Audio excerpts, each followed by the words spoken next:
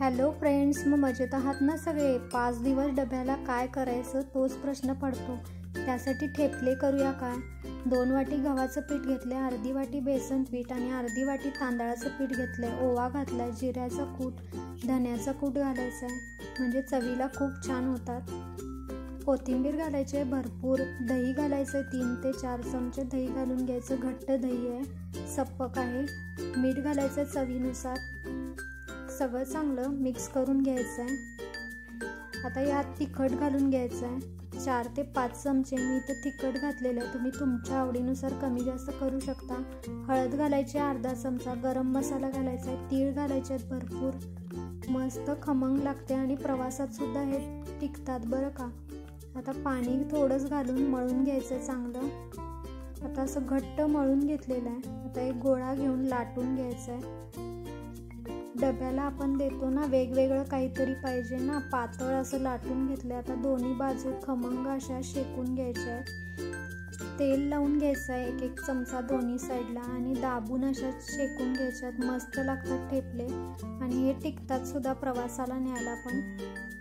मस्त असे शेकून घेतलेले आहेत. चवीला तर खूप छान लागतात लोणचं शेंगा चटणी सोबत. पहिल्या दिवशी अशा प्रकारे ठेपले करून आपण टिफिनला देऊया शेंगा चटणी आणि लोणच्यासोबत. आता दुसऱ्या दिवशी आलू पराठा करा म्हणून मुलांसाठी आलू पराठा केला. त्यासाठी 4 बटाटे उकडून सोलून स्मॅश करून घेतले. त्यात मीठ घातलंय. पावभाजी मसाला घालायचा म्हणजे मस्त टेस्ट येते. तेल कडकडीत गरम करून घेतलंय. त्यात अद्रक, मिरची आणि लसूणची पेस्ट घालून घेतली. हळद घालून घ्यायचे 1/2 चमचा आणि सगळं चांगलं हलवून घ्यायचं आहे. तर ती फोडणी ओतून घ्यायची आहे बटाट्यावर आणि त्यात कसुरी मेथी अशी हातानं क्रश करून घालून घ्यायची आहे आणि त्यातच 1 चमचा गरम मसाला पण घालायचा आहे. साखर घालायची चिमूटभर, यामुळे टेस्ट खूप छान येते. सगळं चांगलं मिक्स करून घ्यायचं. आता मसाला तयार आहे. चपातीला पीठ मळतो ना, त्याचाच एक गोळा घ्यायचा इथं आपल्याला आणि त्यावर आपला आलूचा मसाला केलाय ना त्याचा गोल करून घ्यायचा आणि पुरणासारखं चांगलं सगळं व्यवस्थित भरून दाबून भरून घ्यायचं. आता पीठ लावून लाटून घ्यायचंय गोल असं.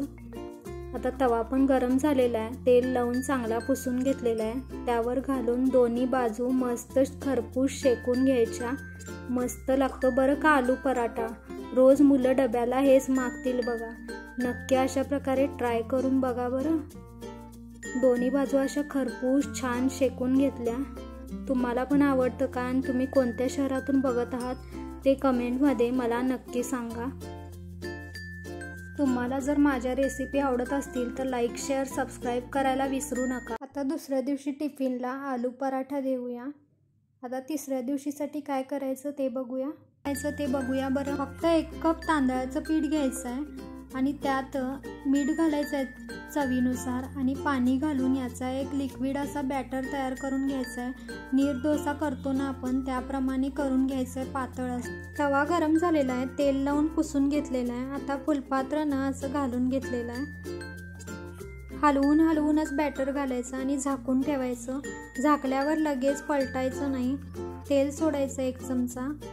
आता पलटून घ्यायचं आहे. लगेचच आंबोळी निघतात. मालवणी आंबोळी तयार होतात. अजून एक घालून दाखवत आहे.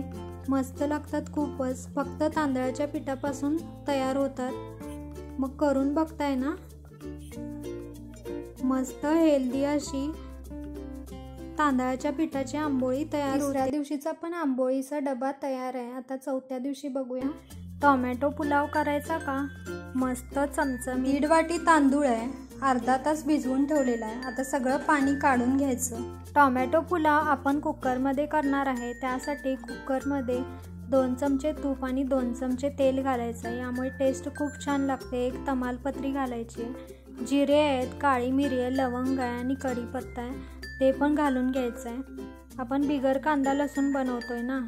2 मिनटं खडे मसाले भाजून घ्यायचे आणि 4 टमाटे आहेत. लाल टमाटे चिरून घेतलेले आहेत मोठे मोठेच. आता टमाटे घातल्यावर तर तुम्हाला माहीतच आहे आपण मीठ घालतो म्हणजे टमाटे लवकर सॉफ्ट होतात. आता टमाटे पण भाजून झालेले आहेत. आपण यातच तिखट घालणार आहे, यामुळे कलर खूप छान येतो. 4 चमचे तिखट घातलं आहे. तुम्ही तुमच्या आवडीनुसार कमी जास्त करू शकता.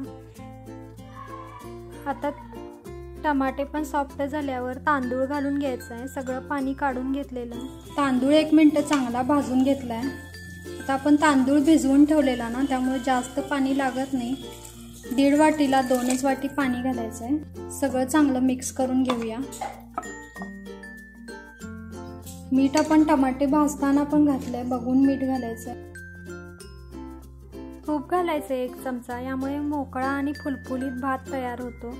आता हळद घालायची आहे 1/2 चमचा. आपण कोणतेच मसाले घातले नाहीत म्हणून अर्धा चमचा जिऱ्याचा कूट आहे आणि अर्धा चमचा धन्याचा कूट आहे, ते पण घालून चांगलं मिक्स करून घ्यायचं आहे. कारण आपण कांदा लसूण वापरलेला नाही आहे ना, त्यामुळे मसाला कोणताच दुसरा घातलेला नाही आहे. आता याला झाकून 3 शिट्ट्या करून घ्यायच्या आहेत. 3 शिट्ट्या झालेल्या आहेत. मस्त फुलफुलीत टोमॅटो पुलाव तयार. त्या दिवशी टोमॅटोचा पुलाव तयार आहे. आता कोबीचा परोठा करूया. कोबीचा पराठा करण्यासाठी कोबीची भाजी करून घेतली आहे आणि चपातीचं पीठ मळून घेतलं आहे ना, त्यामधलाच एक गोळा घेतलेला आहे आणि त्यावर कोबीचं भाजी घालून घ्यायची आणि परोठासारखं सगळं दाबून लाटून घ्यायचं.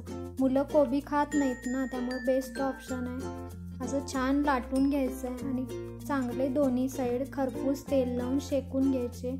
मस्त पराठा सॉससोबत किंवा शेंगा चटणीसोबत लई भारी लागतो. मग 5 दिवसाचे 5 डब्याचे प्रकार तुम्हाला कसे वाटले ते नक्की सांगा.